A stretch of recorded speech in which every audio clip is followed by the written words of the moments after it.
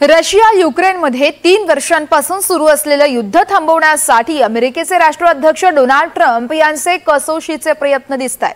पण रशिया काही त्यांचा हट्ट सोडण्यास तयार नाहीये। 15 ऑगस्ट पासून आजपर्यंत रशियाने युक्रेनमध्ये हल्ल्यांचा जोर वाढवलाय।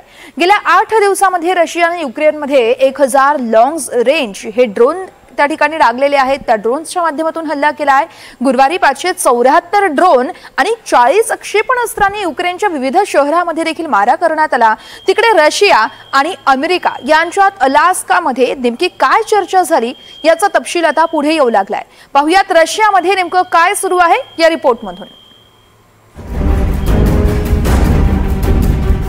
एकीकडे हस्तांदोलन, दुसरीकडे ड्रोन हल्ले, एकीकडे चर्चा, दुसरीकडे क्षेपणास्त्र।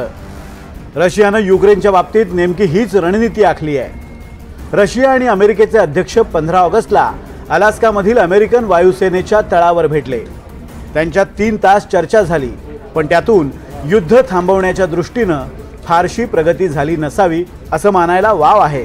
कारण 15 ऑगस्ट ते 21 ऑगस्ट या 7 दिवसात रशियाने युक्रेनवर ड्रोन आणि क्षेपणास्त्रांचा जोरदार मारा केलाय।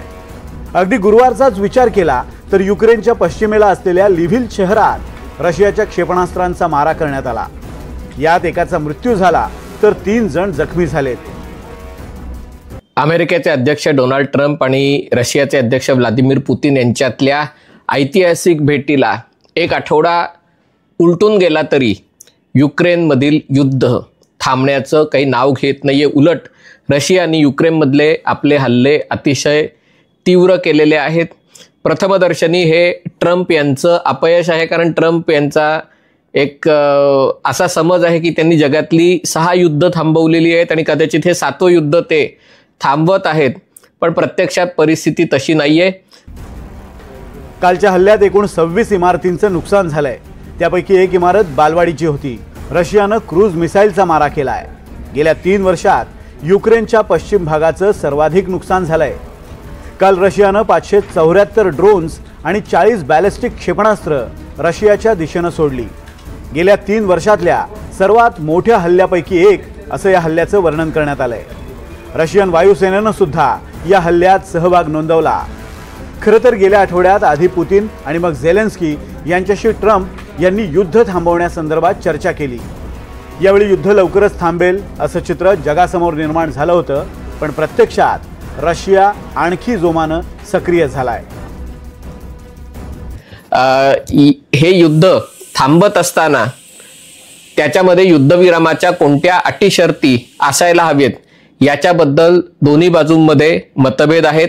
याच्यात युरोपीय देशांनी अमेरिकेवर असा दबाव टाकलेला आहे की जर युद्धविराम घडवून आणायचा तर अमेरिका आणि युरोपीय देशांचं सैन्य तिथे युक्रेनमध्ये असायला हवं, जे रशियाला मान्य नाही। रशियाच्या काही अटी आहेत त्या मुख्यतः युरोपीय देशांना आणि युक्रेनला मान्य नाहीये।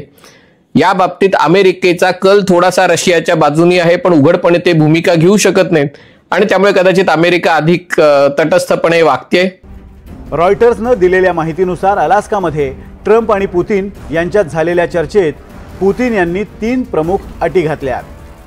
डोन्स्टेक प्रांत रशियाला परत मिळावा, युक्रेनला नाटोमध्ये प्रवेश दिला जाऊ नये आणि सुरक्षेसाठी युक्रेनमध्ये परदेशी सैन्याची उपस्थिती नसावी। यातलं एक गोष्ट समोर येते की डोनाल्ड ट्रम्प यांच्या मध्यस्थीला अनेक देश प्रतिसाद जरी देत असले तरी ती मध्यस्थी यशस्वी होताना फारशी काही दिसत नाहीये।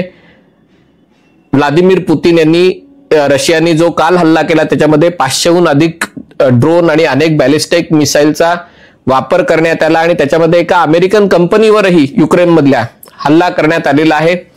आणि त्याच्यामुळे असं दिसतंय की रशिया आता तरी हे युद्ध थांबवण्याच्या मनस्थितीमध्ये नाहीये।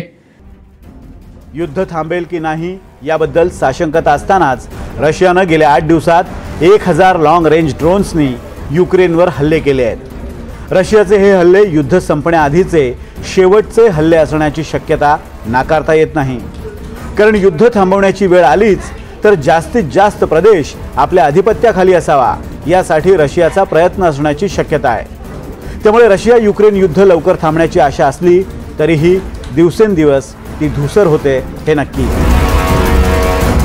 Bureau report, NDTV Marathi.